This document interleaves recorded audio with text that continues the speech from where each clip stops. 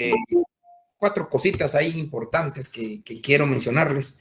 Una total satisfacción porque no solo se les permite la jurisprudencia de la Corte Interamericana de Derechos Humanos, que no es cualquier jurisprudencia, no es una jurisprudencia de un juzgado de paz, de última sentencia, ni de una sala, ni de la Corte Suprema, ni de la CC. La Corte Interamericana es un tribunal transnacional que vela estrictamente por nuestros derechos humanos. Y qué importante es conocer la jurisprudencia de la Corte Interamericana por el hecho de la interpretación de las normas.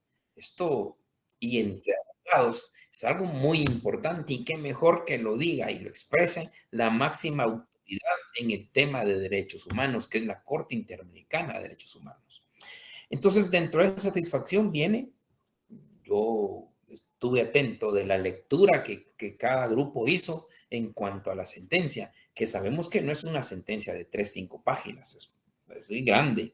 El involucramiento que tuvieron en la jurisprudencia de la Corte, también el conocimiento de los casos, porque en ustedes quedó ya el conocer los casos, no solo los casos contra el Estado de Guatemala, sino también los casos contra otros estados del continente americano. Guatemala ha sido sometida en varias ocasiones, como ustedes perfectamente lo pudieron observar, en varias ocasiones y siendo también casi en todas condenadas condenada por violación a derechos humanos. Y de ahí viene el tema de la familiarización que tenemos ya con el sistema interamericano de protección. Ustedes hicieron bien su bagaje hacia la Comisión Interamericana y posterior a la Corte Interamericana.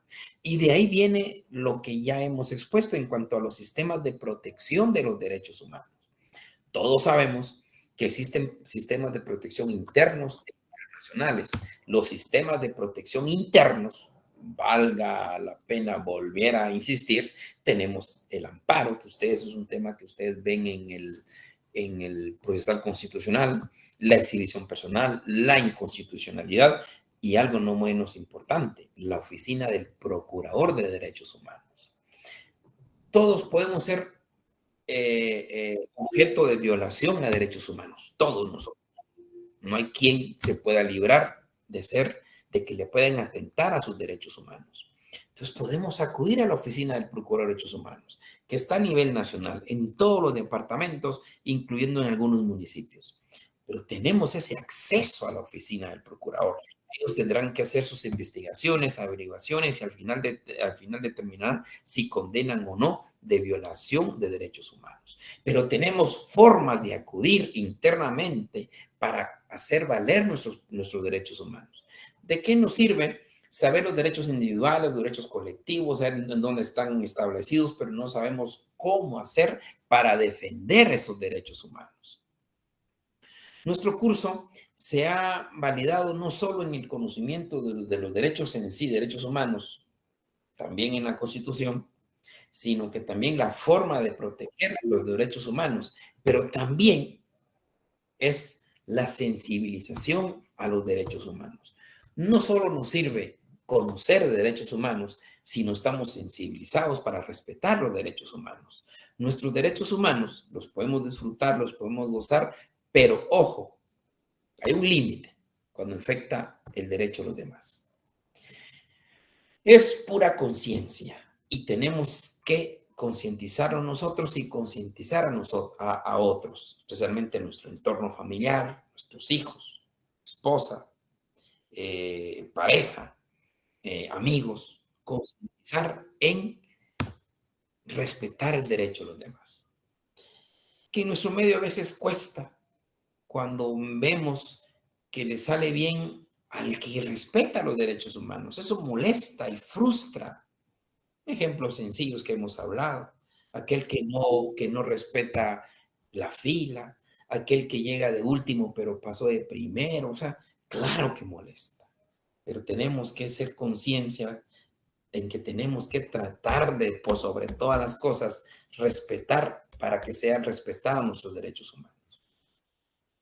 En el ámbito internacional existen dos formas. el ámbito mundial y el ámbito regional. Ámbito mundial tenemos el Consejo de Derechos Humanos, los comités que devienen de los pactos o convenios internacionales en materia de derechos humanos específicos, tienen sus comités, que ahí también podemos acudir presentando las denuncias correspondientes o al Consejo de Derechos Humanos. Y también la Corte Penal Internacional. También podemos acudir a la Corte Penal Internacional cuando sea de esos delitos enmarcados en la Corte Penal Internacional. Y estas instancias, aunque parecieran tan lejanas, lo que pasa es que no son tratadas. Es tan cerca poner la denuncia. Hoy día con el Internet, ya no estamos en la época de los finales de los 90, donde uno tenía que hacer las denuncias a papel y mandarlas por correo, y ahí vaya. O por fax, era la otra vía que se tenía, el fax. Pero hoy no, hoy todas estas agencias, todas estas instituciones que velan por los derechos humanos mundiales, tienen uno tiene el acceso directo con el hecho de colocar el Consejo de Derechos Humanos, el comité específico de tal pacto o convenio, o la propia Corte Penal Internacional. Ahí le sale el formulario y usted lo empieza a llenar y tener con claridad los elementos por los cuales usted presenta la denuncia. Primero, que el Estado sea parte. Segundo, que esté en tiempo. Tercero, que sí se relacione los hechos denunciados con lo que protege el estatuto, pacto o convenio. O sea, sí existen formas inmediatas a través del Internet. Lo mismo que vemos con la Comisión Interamericana. Recordemos ya en el ámbito regional, que a donde más se acude es a la Comisión Interamericana. Ya de ustedes he sabido, y además me encantó escucharlos cuando con propiedad a través de su lectura dividían totalmente lo que es comisión y lo que es corte. Y recordar nada más que primero hay que agotar las instancias internas. Eso es lo primero. Ya agotada la instancia interna hasta la Corte de Constitucionalidad, que es la última instancia, agotada esa instancia, usted tiene 6 meses, solo estoy recordando, 6 meses para acudir a la Comisión Interamericana. Acudiendo, ¿y cómo acude a la comisión? Lo mismo, por internet. Usted busca la Comisión Interamericana y ahí le encuentra el formulario y llena el formulario. No necesita ni abogado ni nada, hacerlo. De ahí ya lo envía directamente por internet, por correo electrónico, se manda ante la Comisión Interamericana. La comisión pues podrá hacer el tema de las medidas cautelares, el proceso de admisibilidad, el proceso de fondo, que ya lo hemos hablado, y la comisión en la que decide si esto lo presenta ante la Corte Interamericana. Si decide que lo presenta, como todos los casos que vieron, pues efectivamente se va ante la Corte Interamericana, y la Corte Interamericana, ya con el procedimiento escrito y procedimiento oral que ya vimos, ahí ya emite esa sentencia que ustedes analizaron y ustedes expusieron. Y lo importante, como vuelvo a insistir, lo importante es esa familiarización que se tiene. Máxime en el contexto guatemalteco, ya se tiene presente los casos, a qué se debieron estos casos, por qué llegó a la Corte Interamericana y qué fue lo que resolvió la Corte Interamericana. Y también aspectos jurídicos que me voy a entretener el día de hoy en señalar algunos temas importantes que vale la pena mencionar el día de hoy. Por ejemplo, unas sentencias para mí muy importantes contra el Estado de Guatemala, son las sentencias contra el Estado de Guatemala de Rascacoy y Fermín Ramírez. ¿Y por qué la importancia? Porque estas sentencias fueron las que determinaron que el Estado de Guatemala ya no puede imponer penas de muerte. Ah, ¿existe la pena de muerte en la Constitución? Sí. ¿En qué artículo existe? En el artículo 18 está la pena de muerte, que es constitucional. Sí. Pero viene la Corte Interamericana y le dice al Estado de Guatemala, claro, pero usted no puede imponer penas de muerte más en estos casos. Y ojo, y estos casos son ejemplares para el resto de casos. Y por eso es que ya no se puede imponer pena de muerte y ya no se ha impuesto pena de muerte. ¿Por qué lo saco a relucir?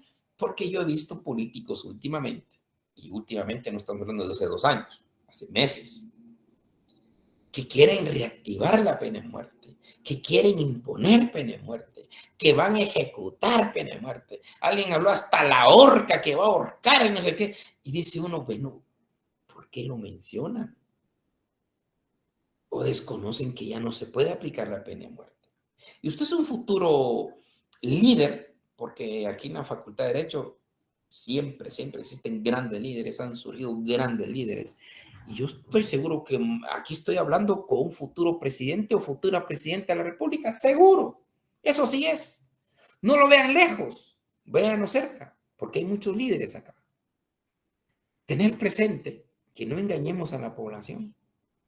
Y por eso saco a colación estas 2 sentencias, Rascacó y Fermín Ramírez. La de Fermín Ramírez es tajante en la Corte Interamericana, cuando dice, porque recordemos que los tipos penales, tanto asesinato como parricidio y magnicidio, señalan ahí en su código textualmente que se podrá imponer la pena de muerte cuando el sujeto demostrare mayor peligrosidad. Entonces viene la Corte Interamericana y hace un análisis y dice, ¿cómo es posible? Y además nos refresca un poco derecho penal y dice, el presupuesto de la pena es la culpabilidad. Y el presupuesto, la medida de seguridad es la peligrosidad. Entonces el sujeto no se puede imponer una pena de muerte. Lo que se puede imponer es una medida de seguridad, porque el presupuesto es la peligrosidad. Y aunado de eso, señala la Corte Interamericana que no basta con decir que el sujeto es peligroso. Hay que hacer ciertos estudios, investigaciones científicas para asegurar que el sujeto realmente es peligroso. Y por eso es que determina que ya no se debe de aplicar la pena de muerte en esos casos. Y solo ahí ya se quita el parricidio, se quita el magnicidio y el asesinato. Y en cuanto a Rascacó, viene el tema del secuestro. Usted lee el 201, que bueno, lo están viendo ustedes ahora mismo. El 201 dice, ¿eso qué dice? Dice con el propósito de propósito de no sé cuánto. Y el otro propósito similar o igualos a los anteriores. Mire ahí lo que es el principio de legalidad. Recuerden ustedes al aforismo lex previa, lex escrita et stricta, que significa que la ley debe ser previa, debe ser escrita, debe ser taxativa, debe ser clara. Conductas claras, conductas, es cierto que existen elementos normativos y descriptivos, pero conductas que no lleven a esa confusión, esa ambigüedad. Entonces, esas son las circunstancias que dice la Corte Interamericana que el Estado de Guatemala, antes de imponer la pena de muerte en secuestros, debe de modificar el tipo penal, cosa que no lo ha hecho. Porque el momento en que lo modifique, automáticamente ya no se puede imponer la pena de muerte, de acuerdo con el artículo 4 del Pacto de San José. Y a este artículo 4, por favor, ya deja en vigente, deja de estar vigente la pena de muerte en el delito de ejecución extrajudicial, desaparición forzada y los delitos de la ley contra la narcoactividad. Porque estos son delitos que se pusieron en el año 92 y 96 y el Pacto de San José del año 78. ¿Qué quiere decir con esto? El artículo 4, recordarán ustedes, dice tajantemente que la pena de muerte únicamente se puede preservar los que están hasta ese momento. Y ya de a partir de 78 ya no se pueden crear otras figuras con pena de muerte. Y todo esto que estoy hablando lo dijo la Corte Interamericana de Derechos Humanos y lo refrendó nuestra propia Corte de Constitucionalidad, creo que 2016, 2018, por ahí, 2017. Lo refrendó la Corte de Constitucionalidad, que tomó como base esas dos sentencias de la Corte Interamericana de Derechos Humanos. Y la Corte de Constitucionalidad expulsó la pena de muerte en esos delitos: asesinato, parricidio, secuestro y todos los demás delitos que les mencioné. ¿Existe la pena de muerte en Guatemala? Sí, ahí está en la Constitución, pero ya no es aplicable. Entonces, futuros líderes, futuros presidentes, futuros candidatos, seamos tajantes con educación. No se puede aplicar ya la pena de muerte en Guatemala, por disposición de la misma Corte Interamericana de Derechos Humanos y la propia Corte de Constitucionalidad. Entonces, por eso era importante acudir a estas sentencias. También, pues, conocimos las masacres en Guatemala, en el ámbito del conflicto armado interno, las desapariciones, asesinatos, violaciones horribles. Y me quedo con alguien, no sé si fue en esta sección, que me encantó. Bueno, todos me encantaron, pero pues solo resalto ese temita por lo que estoy hablando. Cuando dijo, lección del pasado es la esperanza del futuro. Me encantó porque lo que refleja es que ya no se vuelva a ocurrir. Aprendamos la lección. Pero esas lecciones también se tienen que ir de la mano con la justicia, lo que ha hablado la Corte Interamericana de Derechos Humanos. Son hechos que se han quedado impunes y por eso hay que investigarlos y hay que juzgarlos con justicia. Pero la justicia lleva algo muy importante, que son las pruebas. Sin pruebas usted no puede administrar justicia. A esto voy a venir ahorita. Pero algo muy importante en la justicia es, ustedes recorrerán derecho penal y se habla de lo relativo a la prevención general positiva, que es lo más importante, la prevención general positiva.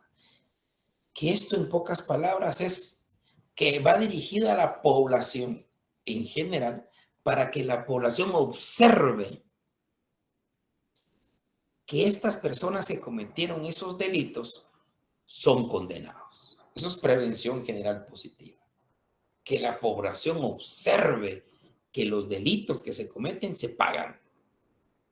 Entonces, no solo se logra para sanear la población, sino que la población no cometa esos delitos.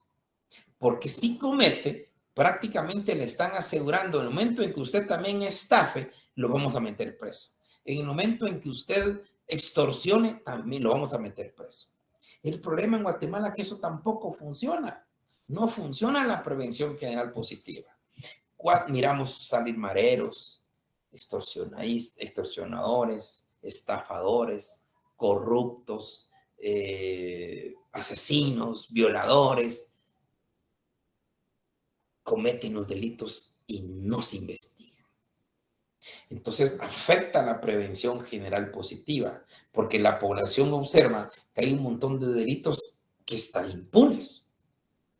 Ahí es la importancia del futuro presidente, futuro ministro.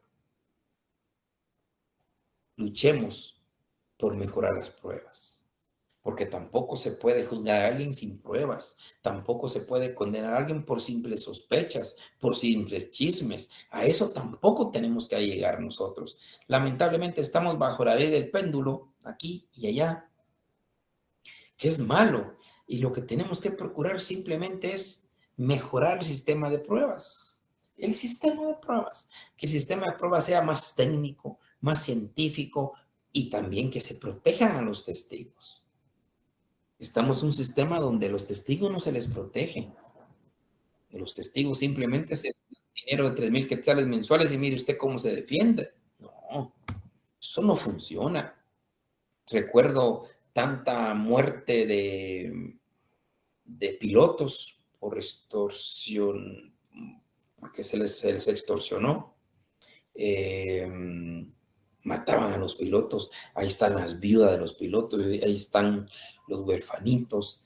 y ellos conocen mucho, pero ¿quién los protege? El sistema solo los utiliza y no los protege. Entonces tenemos que hacer valer pruebas científicas, pruebas técnicas y también indudablemente la protección a testigos. Porque no se vale tampoco condenar, como vuelvo a insistir, por simples sospechas.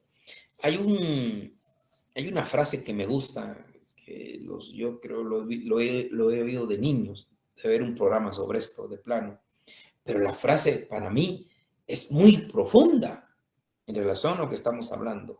Demasiado, es profunda. Y dice, no tengo pruebas, pero tampoco dudas. O no, o al revés.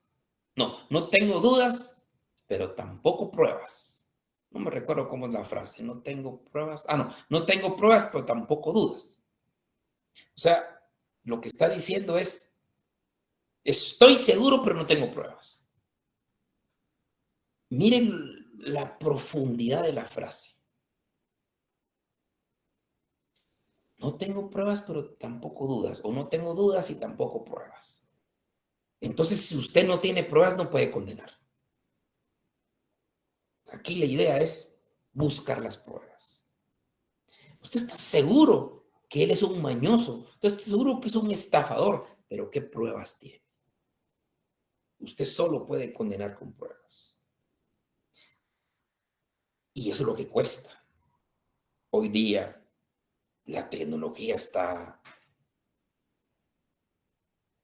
a la orden del día. Hay que aprovecharla. Mire la camarización. ¿Por qué no ponemos cámaras en todas las esquinas? Pero no cualquier cámara.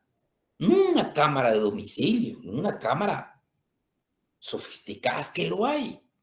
En otros países, las cámaras son capaces que, aunque no puedan grabar la placa así, las cámaras son capaces de hasta doblegar la placa para obtener la información de la placa. Igual del rostro, son capaces hasta de dibujar rostros cuando las cámaras están, cuando la imagen no está clara. Esas cámaras es para protegernos a nosotros y también para asegurar los juicios. Pero mientras no se invierta en prueba, nunca vamos a obtener esa prevención general positiva, que es lo que tenemos que lograr. La prevención general positiva. ¿Y cómo se logra? Con pruebas. Un juez no puede entrar con simples sospechas. Está seguro que él fue, pero no tiene pruebas. Dígame usted qué puede hacer si no hay pruebas. Ahorita les pongo una prueba para esto. Y es un caso real.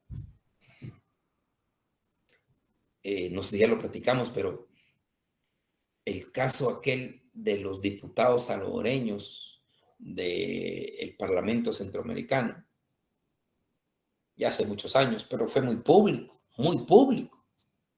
cuando son interceptados y son quemados en su vehículo ahí por el kilómetro 25, recuerdo yo, carretera Salvador, en el cruce de Santa Elena Varillas. Fue una gran noticia porque eran del Parlamento Centroamericano. Y detuvieron a 4 agentes de policía, me recuerdo yo. Los detuvieron a los policías como responsables del hecho y los metieron en el boquerón. Ahí estuvieron en el boquerón. Pero al día siguiente aparecieron muertos los 4 policías en el boquerón. Es una noticia grande, ¿verdad? Entonces la población indignada y determinaron que fueron los mareros que estaban en el boquerón. Y tenía su lógica porque como son policías, entonces los mareros odian a los policías y se abrieron los portones, las puertas y los mataron. Pero muertos. Eso fue en Cuilapa, recuerdo. Llegó el proceso, la investigación. Al final se fue el debate. Llegaron al debate. En la sentencia del debate, el tribunal de sentencia absolvió a los mareros. ¡Buf! Esa absolución fue tremenda, fue sonada. La población criticando a los jueces, eran unos vendidos, eran unos corruptos, defendían solo a los mareros, no a la población, y por fin el tribunal tuvo grandes problemas, enormes problemas. Crítica a la población, la prensa los atacó, todo el mundo los atacó, tuvieron problemas en el régimen interno del sistema judicial. Fue muy duro para ellos. Al final, recuerdo yo, lograron obtener por parte del periódico, no sé qué periódico, una aclaracioncita, una pequeña aclaracioncita que a saber de milagros la consiguieron. ¿Y qué decía el tribunal de sentencia? Ahí los pongo a prueba a ustedes. El tribunal de sentencia decía, este tribunal tuvo que absolver a los 11 acusados, toda vez que por informes emitidos por el sistema penitenciario se constató, ojo, informes del propio sistema penitenciario, se constató que 9 de los 11 acusados ni siquiera habían ingresado al boquerón. Dígame usted como juez, usted como tribunal de sentencia, ¿qué haría? ¿Absuelve o condena? Un interlocutor quiero, solo uno. ¿No sería el MP el que tendría que haber hecho la investigación? No, le estoy preguntando, don José Manuel, ¿usted como juez absuelve o condena? Pues en base a las pruebas tendría que absolver. Ahí está. Con base en las pruebas tiene que absolver. Y ahí viene con lo que dice don José Manuel, ese era el Ministerio Público, claro. Y me recuerdo que el propio Ministerio Público sale el fiscal diciendo, vamos a apelar porque no estamos de acuerdo, es el cínico todavía. No es posible. Si no hay pruebas, eso es lo que es justicia. La justicia se hace con pruebas, no con sospechas, no con chismes, no por el que dicen, que dijo que no sé qué, no. Es con pruebas. Y es ahí donde el sistema guatemalteco tiene que profundizar en pruebas. Hemos avanzado, tampoco les voy a decir que no hemos avanzado. Yo recuerdo hace quizás unos 5, un poquito más de años, no teníamos en Guatemala ni siquiera sistema de cotejo de impresiones dactilares. Ahí andaban los pobres peritos en los vehículos o en las casas buscando las impresiones dactilares de los ladrones, y resulta que cuando lo mandaban a RENAP no había sistema de cotejo. Hasta hace poco ya existe sistema de cotejo. Pero imagínense ustedes, hace poco.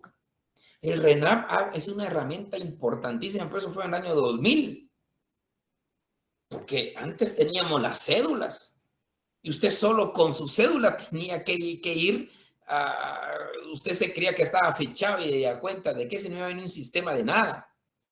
El único sistema que existía era aquellas personas que por una u otra vez habían sido detenidas, nada más.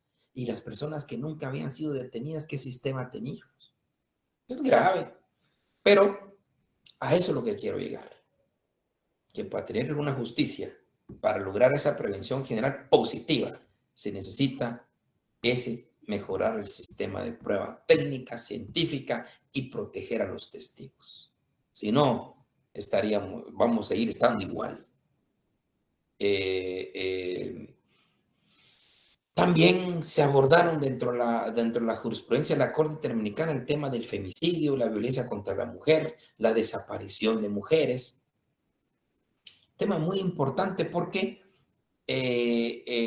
lo que se logró determinar era que no se investigaba. Y cuando se investigaba mal. Una mujer fallecida se le trataba como cualquier otro ser. Y la mujer fallecida lo tuvo que haber dicho la Corte Interamericana. Hay que mejorar los protocolos para la investigación. Y desde el momento de la escena del crimen, desde que está el cadáver, tiene que hacerse el levantamiento de las uñas, de los elementos que pueden tener las uñas. Porque la mujer en un momento dado, previo al ataque o el acto final, puede defenderse y en esa defensa puede aruñar al cuerpo del victimario y ahí queda impregnado en las uñas, en la ropa, un cabello, cualquier cosa, hacer un estudio minucioso. Pero eso tuvo que haber venido de la Corte Interamericana para que Guatemala hiciese caso y se diera cuenta que hay que investigar desde la escena del crimen de mejor forma la muerte de mujeres. No digamos las desapariciones. Tuvo que llegar Isabel y Claudina a la Corte Interamericana para crear conciencia que no hay que esperar 24, 48 o hasta 72 horas. No hay que esperar. No hay que decirle, mire, véngase mañana y si no aparece mañana vamos a empezar. No, cada hora que pasa es una hora que puede trasladarse de frontera. ¿Cuánta gente? Yo de veras me asombro ver y me da tristeza ver cada día que aparecen esas alertas Alba Kenneth, las alertas Isabel Claudina, constantemente, 2, 3 veces diarias. Hay mucha desaparición y eso es delicado. Y un paréntesis, por favor, y un poco de conciencia. Esto lo tenemos que tener presente, el tema de la alerta Isabel Claudina. Hace poco un amigo se me acercó preocupado porque no encontraban a su tía ni a su prima. Un profesional, y me dice, ¿qué hacemos? O sea, no tienen presente la alerta Isabel Claudina. Aunque usted no lo cree, no se tiene presente. Y es lo que primero tenemos que tener presente. Por internet buscamos Isabel Claudina, el número marcamos y en forma automática se genera esa protección. A raíz de esa alerta, a las pocas horas aparecieron. Con vida, qué bueno, más datos ya no sabemos, pero aparecieron con vida. Entonces, sí funciona. Y tengamos presente que en nuestro entorno algún día, esperamos que nunca, puede tener necesidad de este tema de Isabel Claudina. Pero eso viene por la Corte Interamericana. Las incidencias que han tenido en el ámbito nacional para mejorar la investigación, para la localización inmediata y no esperar 2, 3 días. Recuerdo que el padre de Claudina, yo lo escuché y lo vi por televisión, cualquier medio de comunicación, él estaba enojado y obviamente muy dolido por la muerte de su hija, pero estaba enfadado y con total razón cuando él dice que es que en el mero velatorio llega el MP a obtener las impresiones dactilares. Imagínese usted. Ni siquiera eso hicieron en la escena del crimen. Lastimosamente, hemos tenido que vivir estos dramas horribles para entender que hay que hacer lo correcto, y lo correcto es la investigación preliminar desde el inicio de la escena del crimen, todo con el protocolo correspondiente de todas las muertes de mujeres, niñas, no digamos, y también el tema de la desaparición. Alguien por aquí me dijo una vez, y tiene toda la razón, mire, se protege tanto a las mujeres y a los hombres, ¿qué? ¿Acaso no hay hombres desaparecidos? Y tiene toda la razón. Es un elemento que también se tendrá que hacer algo, pero no, ojalá que no esperen que desaparezca un hombre y aparezca sin vida por no existir una alerta. Debe haber una alerta general para que en forma automática, porque puede haberse en casos menores, sí, pero puede darse. Niños existe mucho, pero ahí está el Alba Kennedy. Entonces también entramos al ámbito de la desaparición forzada. Esto es algo muy importante que la Corte Interamericana también lo resaltó y con buen tino. La Corte Interamericana determinó que la desaparición forzada es un delito permanente y esto tiene grandes repercusiones. En Guatemala recuerdo yo que el primer caso de desaparición forzada fue el caso de Cusanero, que se juzgó en Chimaltenango. Mire qué interesante. En el año de años más, años menos, ¿verdad? Pero es mínimo. Un ejemplo, el año 81-82, Cusanero, que era un comisionado militar, detiene a una persona y la lleva a un destacamento militar. Y desaparece esta persona, ya no se sabe nada de su paradero. 81-82. 81-82. Ustedes lo están viendo en derecho penal. En el año 96 se legisló por vez primera la desaparición forzada. El año 96. El año 81, 82 cometió el delito y en el año 96 apareció el delito en el Código Penal. Y es juzgado por ese delito de que apareció en el año 96 por desaparición forzada, es procesado y es condenado, no sé, creo que 2006, 7, 8 por ahí. Palabra de años más, años menos. Por ahí es condenado. Yo sé que ustedes como buenos penalistas empiezan a hablar, bueno, pero el principio de legalidad, si todos sabemos que el principio de legalidad es a partir de la vigencia de la norma para adelante, nunca para atrás. El salvo ya todos los conocemos, pero en este caso no existe ese salvo. Entonces, si surgió en el 96 el delito, entonces solo los hechos cometidos del 96 para allá, no el 81 ni 82, principio de legalidad. Y efectivamente, así es. Pero como esta desaparición forzada es un delito permanente, entonces, ¿en qué consiste el delito permanente? Delito permanente consiste en que la acción se realizó en el 81-82, pero como es permanente, permanece ejecutándose la acción. Permanece ejecutándose la acción.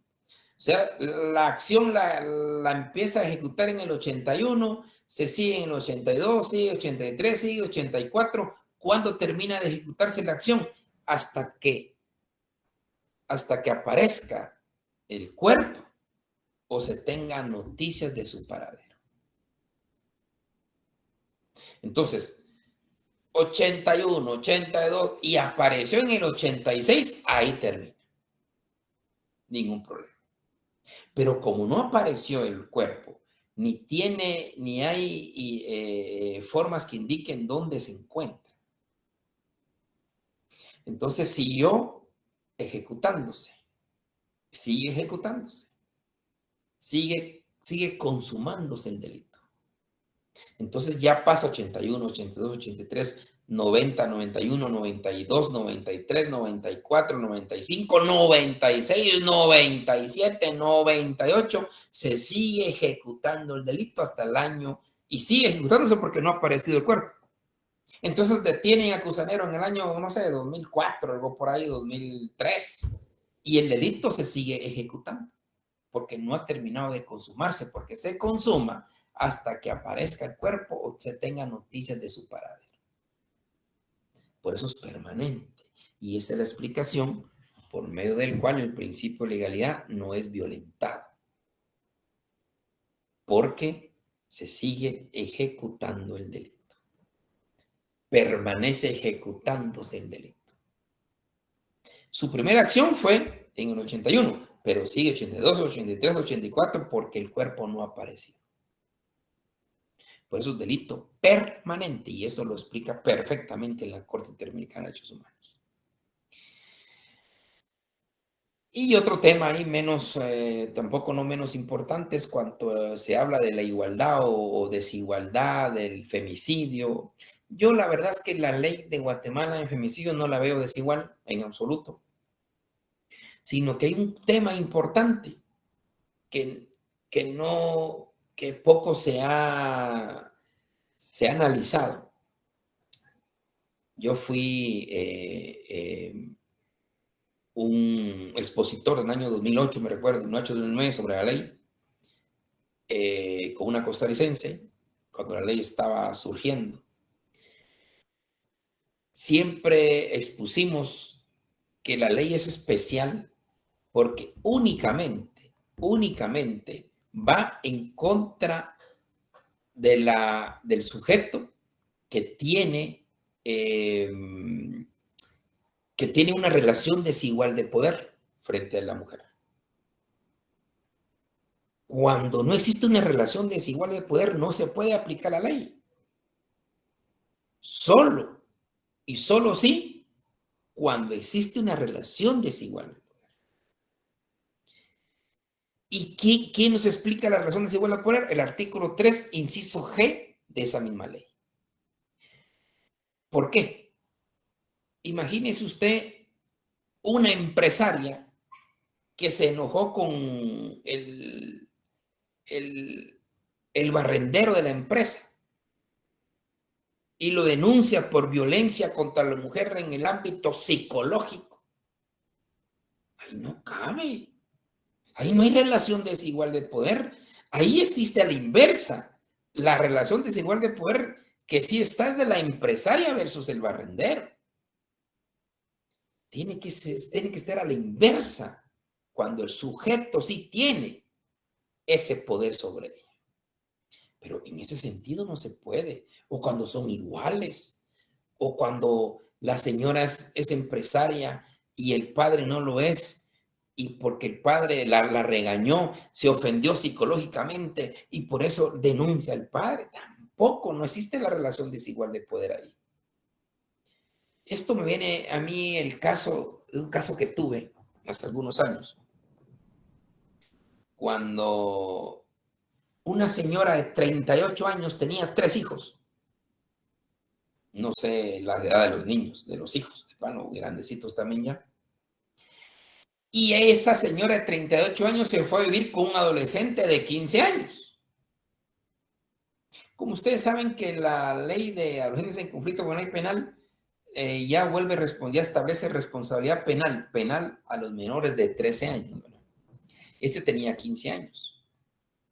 Era todo un señor porque tenía a su esposa, no esposa, no, su señora con la que convivía maritalmente. Pero en eso ya están los problemas. Y la señora le pone denuncia de violencia contra la mujer en el ámbito psicológico. Dice uno, aquí no hay relación desigual de poder entre hombre y mujer. Aquí es a la inversa. Y es ahí donde muchos sí se aprovecharon y se cometieron muchos abusos utilizando la ley. Para mí no cabe duda que la ley únicamente se aplica cuando existe esa relación desigual entre hombre y mujer. De lo contrario, no se debe aplicar a la ley. Pero en la práctica es todo lo contrario. En la práctica se aplica generalmente. Si el sujeto pasivo es mujer, aplíquese la ley del femicidio y no debe ser así. Y otro tema también que resaltó en las sentencias de la Corte Interamericana de Derechos Humanos es el caso de Chinchilla Sandoval. Es impresionante el tema de entrometerse en el ámbito del sistema penitenciario. Los grandes fallos del sistema penitenciario, que todos es sabido, pero qué mejor que haya llegado a la jurisprudencia, donde se determinó que el Estado es violador constante de derechos humanos dentro del sistema penitenciario. No atenciones médicas y por esa falta de atención, el fallecimiento de muchas personas. Velar por el sistema penitenciario, todo el mundo dice es la cenicienta del sistema de justicia, claro que sí. No se protege a nadie en el sistema penitenciario. Si usted llega al sistema penitenciario, solo usted defiéndase frente a los grandes poderosos, que son los más fuertes, los líderes y los que tienen recursos económicos. si usted no está entre ellos, va a sufrir grandes abusos. Y eso es doloroso para cualquier ser humano. Es más, el sistema penitenciario está rodeado de cabecillas dentro, pero todo su armazón está afuera. O sea, puede estar alguien adentro, sí, y jefe de pandilla, sí, pero su pandilla está afuera. Solo espera órdenes. Y así es lo que cuesta atacar el sistema penitenciario. Y muchos abusos, muchas cosas que da tristeza, hasta pena hablar. Se dan casos en que si alguien tiene una hermana bonita, la tienen que llevar. Qué duro, qué cruel. Sistema penitenciario. Algo tenemos que hacer. Mucha víctima. Y quizás muchos no les importa porque no está su hermano, no está su hijo, no está su padre. Pero el día que esté por equivocación, vamos a tomar un poco más de conciencia del sistema penitenciario. Y también se trató las instituciones laborales, que es un tema también muy importante, que en Guatemala, violador de derechos humanos por no acatar la ley correspondiente para una destitución. Imagínense llegar a la misma Procuraduría de Derechos Humanos, violentar los derechos humanos laborales por no cumplir con la ley. Esto es algo muy importante que tenemos que conservar hoy día, que únicamente las instituciones deben ser por ley, no por otra cosa, por la ley. Y por último, temas más sensibles como el tema de la niñez, que nos tocó ver con el caso de Atala Rifo y el de Fornerón versus Argentina. Son sentencias para mí muy importantes. Si usted se va a dedicar al ámbito de familia, al ámbito de niñez, son sentencias que debe de conservar para toda la vida y leerlas y analizarlas y profundizarlas constantemente. Mire hoy día la gran rivalidad que existe entre mamá y papá. Y los jueces se olvidan de la visión infantocéntrica que hace ver las sentencias de la Corte Interamericana. En el caso, en conflicto de papá y mamá, no debe de importar mamá y papá, debe de importar el niño. Ese es el mensaje de la Corte. Lo más importante es el niño, no papá ni mamá. El niño es lo más importante. ¿Y qué quiere el niño? Sencillo. Imaginemos un niño de 3 añitos. 3 añitos. 3 añitos. Los psicólogos, grandes psicólogos, exponen que el mundo de los niños a esa edad es solo papito y mamita. Nadie más. No existe otro mundo para él que papito y mamita. Es su gran mundo. Papito y mamita viven felices, contentos, pues ahí está él más feliz y contento. El problema es cuando papito y mamita tienen problemas. El niño no entiende, no sabe. Lo único que sabe es que su mundo son ellos dos. ¿Y qué pasa? Llega esto a la judicialización, que eso es lo más duro que puede haber. ¿Y qué pasa? Usted colóquese ahorita como un niño de 3 años, niño o niña de 3 añitos. Y le llega esa psicóloga, lamentable, que es lo que ocurre en lo general, y espero que no esté hiriéndose susceptibilidades con un psicólogo o psicóloga ahorita. Pero ¿saben lo que hacen en el sistema judicial?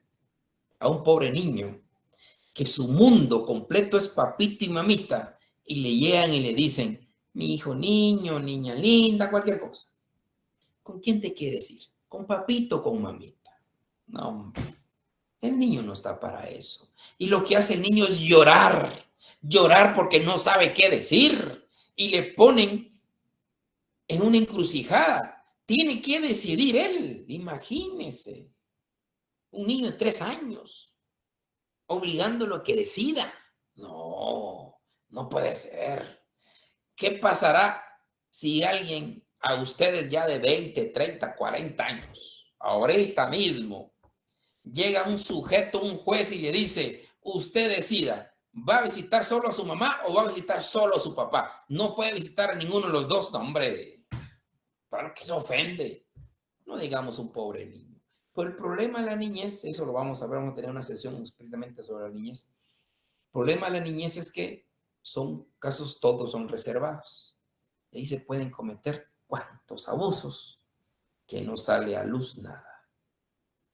Y uno de los grandes abusos es ese, que los jueces piensan en la mamá y en el papá y no piensan en el niño. Y eso lo resalta efectivamente la sentencia de Atala Rifo, de la visión infantocéntrica, y también la sentencia de Fornerón, cuando dice, cuando hay un problema de paternidad, paterno-filial, el tema de papá y mamá, mire qué interesante lo que dice Fornerón, qué interesante, la sentencia de Fornerón, perdón,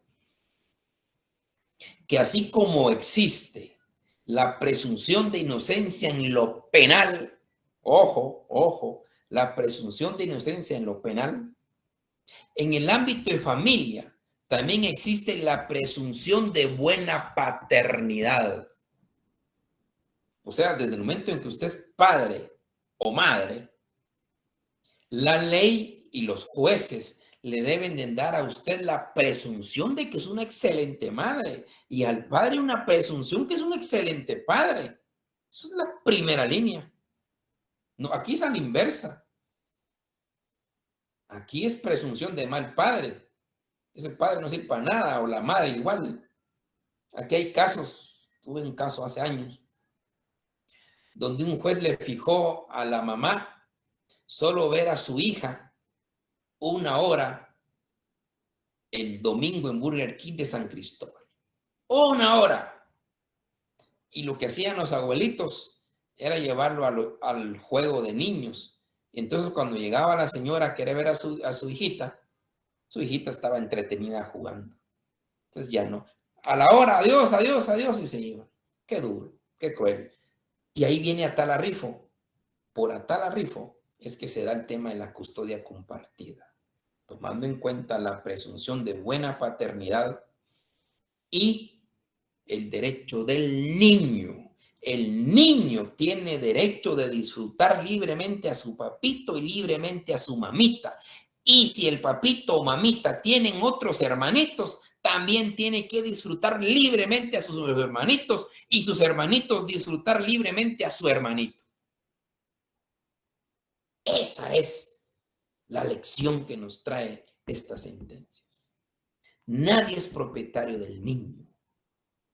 Contrario, el niño, hay que velar todo por el niño. Y si el mundo del niño son ambos, entonces el niño, y si esos ambos decidieron voluntariamente separarse, que se separen ellos, pero nadie debe separar al niño de ambos, aunque sea que los vea en forma distinta, en forma diferente y en lugares distintos. Pero y ojo, distinto es una relación familiar y distinto es una convivencia familiar. La convivencia es dormir, comer, educar, vestirlo y salir. Aquí hay relaciones familiares de 1 hora, 2 horas. Aquí no hay familiares que le dicen al papá, ¿quiere ver al niño? El juez dice, le voy a dar para que vea al niño de 10 de la mañana a 3 de la tarde los domingos cada 15 días. Dígame si eso es relación familiar, perdóneme, eso no es relación familiar. Eso no es convivencia familiar, eso es una visita familiar. Y en visita familiar, perdónenme, en lugar de acrecentar el vínculo, hay desvínculos. Pero sobre eso hablaremos en su momento. Muy bien. ¿Algún comentario o duda, por favor? Perdonen que hablé demasiado, pero son temas que quería resaltar con lo que hemos visto con la jurisprudencia de la Corte Interamericana de Derechos Humanos.